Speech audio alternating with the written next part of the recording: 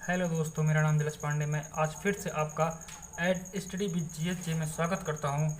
मैंने पिछले लेक्चर में बताया हुआ था कि मोहम्मद गौरी का अंत कैसे हुआ और किस समय हुआ। फिर से बता दूंगा आपको। मोहम्मद गौरी का अंत 15 मार्च मोहम्मद गौरी का अंत 15 मार्च 1206 ईस्वी में हुआ था। 6 ईस्वी में हुआ था। 6 ईस्वी में हुआ था।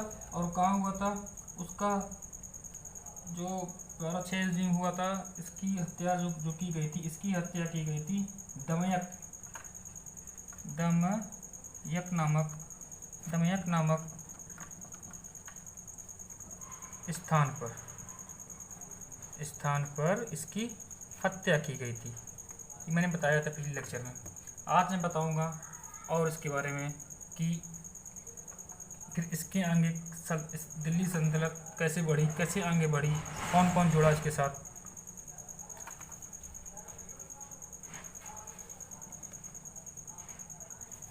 मोहम्मद गौरी, जैसे कि मोहम्मद गौरी के दो भरोसेमंद नायक थे। इनके दो भरोसेमंद नायक, पहला नंबर कुतुबुक कुतुबुद्दीन कुतुबुद्दीन ऐबक। दूसरा क्या था? इल्तुतमिश।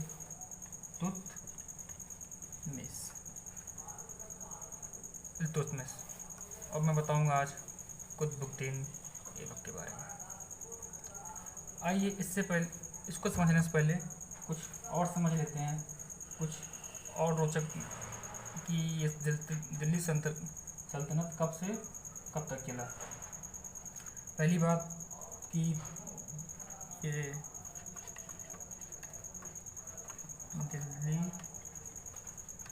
दिल्ली सल्तनत जब इसकी मृत्यु हुई 1206 ईस्वी में इसकी मृत्यु हुई, तब दिल्ली सल्तनत जब प्रारंभ हुई। दिल्ली सल्तनत 1206 से लेकर 1526 ईस्वी तक चली। 1206 से लेकर 1526 ईस्वी तक चली, जिसके अंदर क्या क्या आते हैं, जिसके अंदर कुछ वंश आते हैं। इनका मैं नाम लिखता हूँ। पहला मामलुक वंश, जिसको मैं गुलाम वंश ब्रैकेट में गुलाम वंश। फिर खिलजी वंश। फिर तुगलक वंश। फिर सैयद वंश। फिर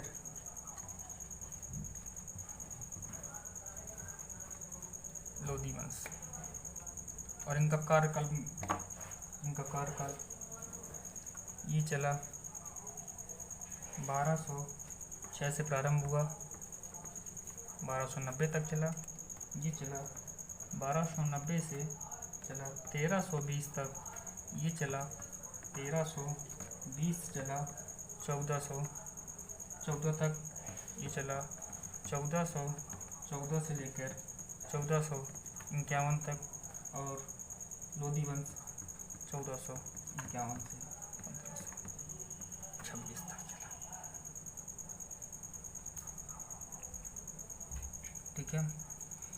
जैसा कि आप देख रहे हैं कि मैंने बताया आपको, मामलुक वंश यहाँ से यहाँ तक चला, ये यहाँ से यहाँ तक चला, तुगलक, इतने से इतने सैयद, इतने से इतने लोधी, इतने से इतने। मैं इन सब के बारे में बताऊंगा।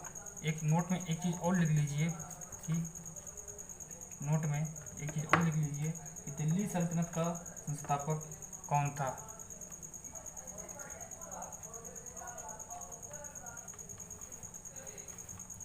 संस्थापक कौन था?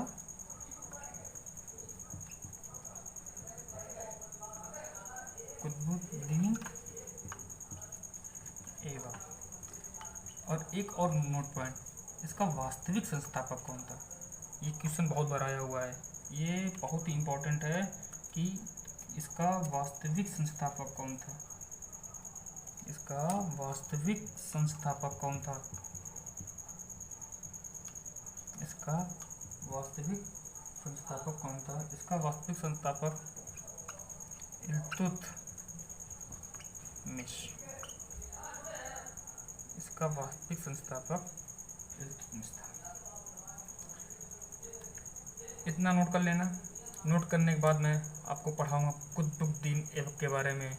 ये इसका नेचर कैसा था, किस प्रकार का राजा था, शासक कैसा था ये, और इसके द्वारा कुछ किए गए निर्माण, इसको कौन सी उपाधि मिली।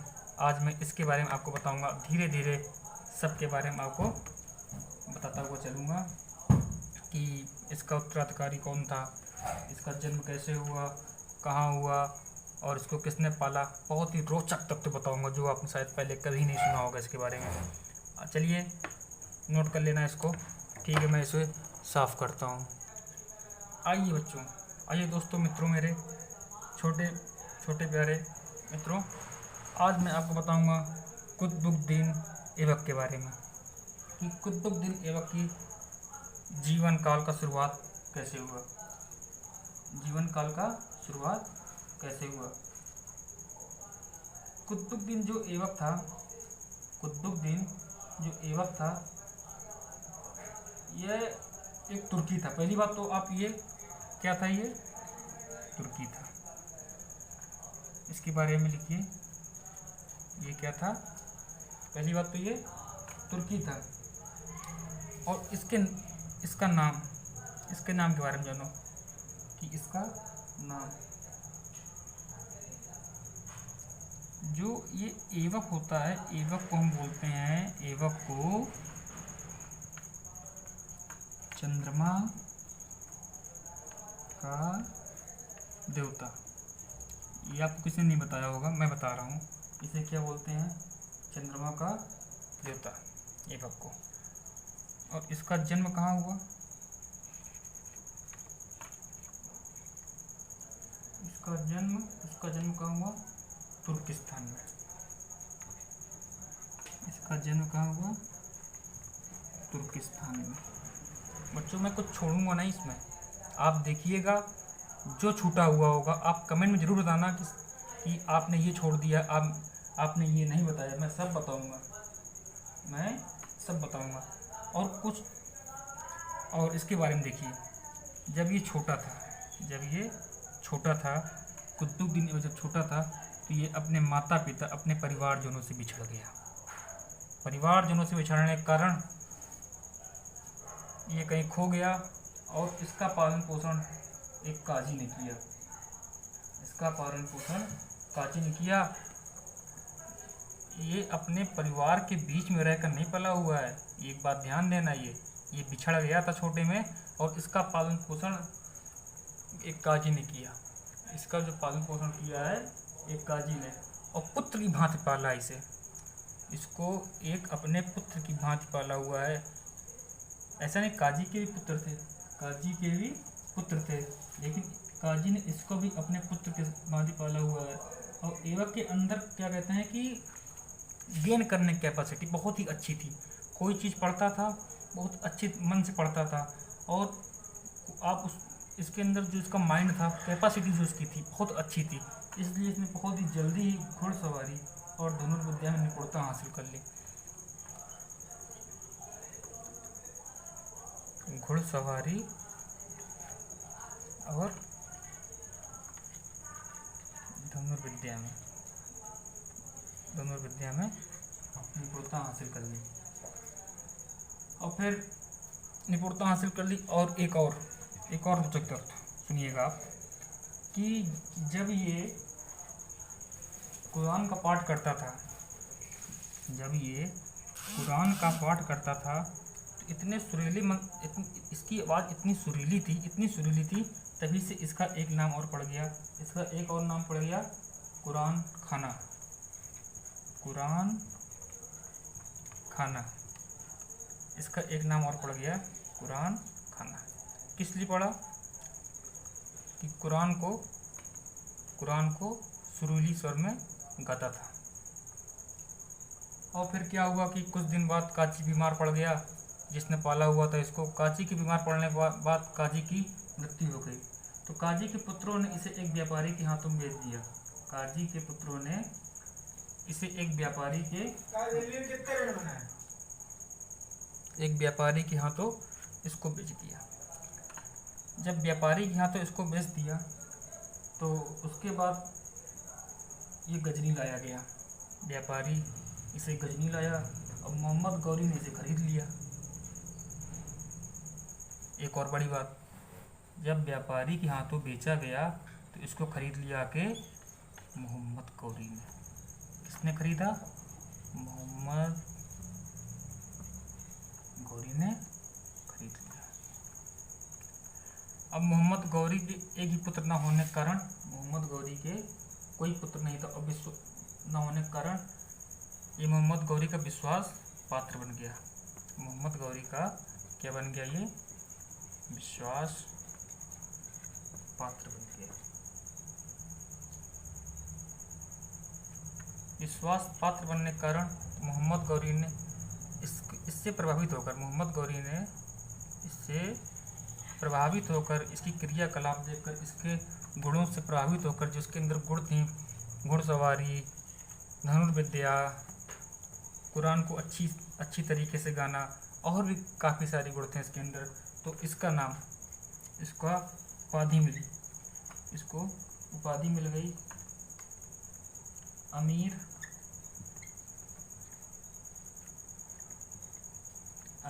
ए आखूर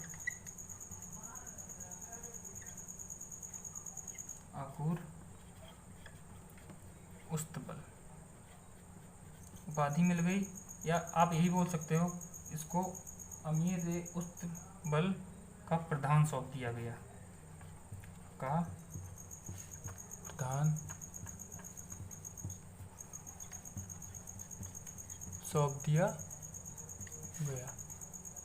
इसका प्रधान सौंप दिया गया और गौरी ने इसका प्रधान सौंप दिया। फिर क्या हुआ, जब प्रधान नियुक्त कर दिया गया, फिर इसके बाद मोहम्मद गौरी की मृत्यु हो गई। जब मृत्यु होगी और उसका कोई पुत्र भी नहीं था, पुत्र न होने के कारण इसलिए लाहौर की जनता ने इसे लाहौर पर शासन करने का निमंत्रण दिया। लाहौर की जनता ने इसे शासन करने का निमंत्रण दिया। ऐबक ने लाहौर पहुंचकर 1206 ईस्वी में अपना राज्याभिषेक करवाया। 1206 ईस्वी में इसका राज्याभिषेक हुआ। राज्याभिषेक हुआ 1206 ईस्वी में ये उत्तराधिकारी बन गया, अपना राज्याभिषेक करवाया। इसका जो स्वभाव था बहुत ही निर्मल था, ज़्यादा क्रूर, मतलब ये क्रूर था ही नहीं, बहुत ही निर्मल स्वभाव का था। और निर्मल स्वभाव होने के कारण बहुत ही दानी था, इसलिए इसे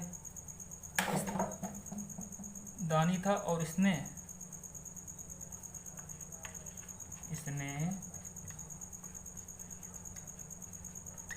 सिपह ए सालार की हैसियत से कार्य किया। इसने सिपह ए सालार की हैसियत से कार्य किया। अपनी दानी उदार प्रवृत्ति के कारण इसे लाख बख्श कहा गया। दानी उदार प्रवृत्ति के कारण इसे क्या कहा गया? लाख बख्श कहा गया।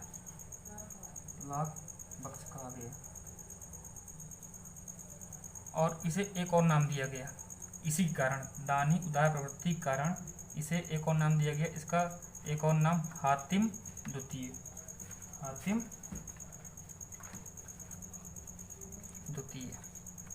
इसको एक और नाम दिया गया हातिम द्वितीय कहा गया। एक और नाम दिया गया हातिम द्वितीय। चलते हैं इसके बारे में जानते हैं कि इसने कौन कौन से निर्माण करवाए। इसके कुछ महत्वपूर्ण निर्माण है कि इसने कौन कौन से निर्माण करवाए। पहला नंबर, दिल्ली में एक विष्णु मंदिर के स्थान पर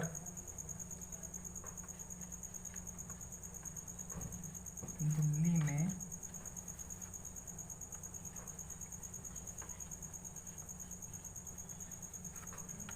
विष्णु मंदिर के स्थान पर क्या बनवाया? इसने बनवाया कुब्बत उल इस्लाम, कुब्बत उल इस्लाम। अजमेर में 2.5 दिन का झोपड़ा।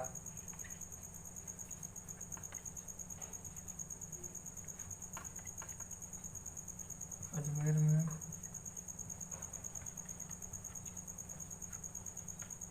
2.5 दिन का झोपड़ा किसके स्थान में बनवाया? संस्कृत विद्यालय, संस्कृत विद्यालय के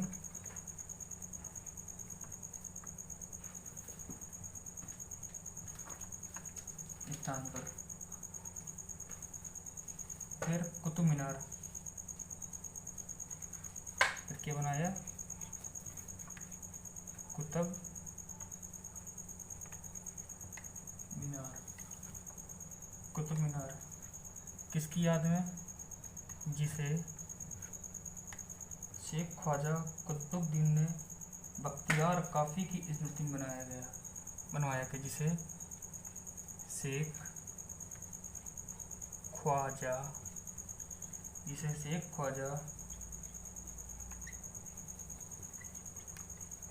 कुतुबुद्दीन ने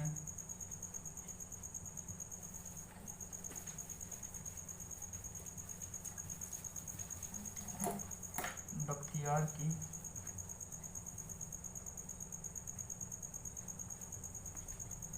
स्मृति में बनवाया। लेकिन यह पूरा बन नहीं पाया था, ये पूरा नहीं बन पाया। एक क्वेश्चन यहीं से एक और आता है कि इसको पूरा किसने किया? इसको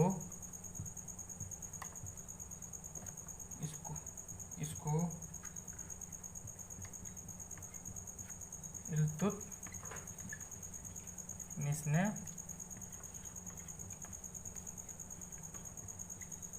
पूर्ण करवाया। इसको इल्तुतमिश ने पूर्ण करवाया। और फिर जब ये बनवा रहा था तभी बीमार पड़ने के कारण, बीमार नहीं पड़ा, खैर बनवा रहा था, इसी बीच इसकी मृत्यु हो गई। किस कारण? 1210 में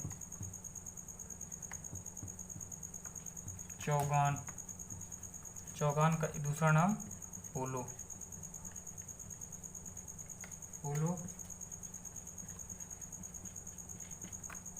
खेलते समय घोड़े से गिरकर मृत्यु हो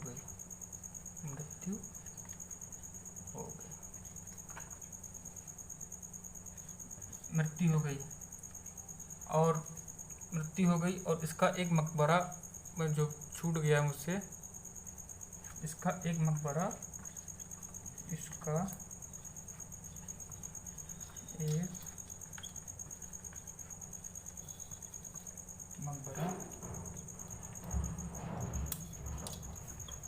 लाहौर में भी है।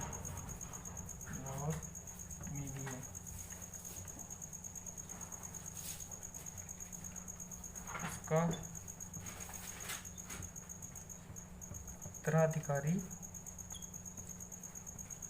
उत्तराधिकारी आराम से होता है। इसने क्या, ये केवल 6 महीने, 6 से 8 महीने माह तक शासन कर सका। 6 से 8 माह तक शासन कर सका। इसकी कहानी ऐसे ख़त्म होती हुई। और मैं कल अगले लेक्चर में आपको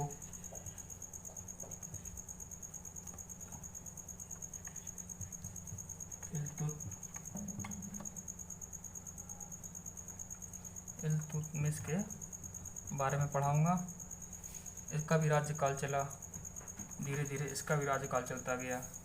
और इसने कैसे आराम शाह को मारा, आराम शाह को मारकर इसने अपना साम्राज्य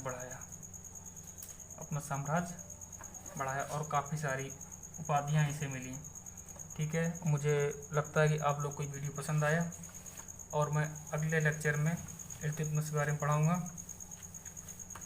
धन्यवाद। और एक चीज़ और, मेरा चैनल @study with GSJ को लाइक करें, सब्सक्राइब करें और खूब ज़्यादा शेयर करें, जिससे आपको आगे के खूब अच्छे वीडियो और ज़्यादा नॉलेज मिले। और आज से भौगोलिक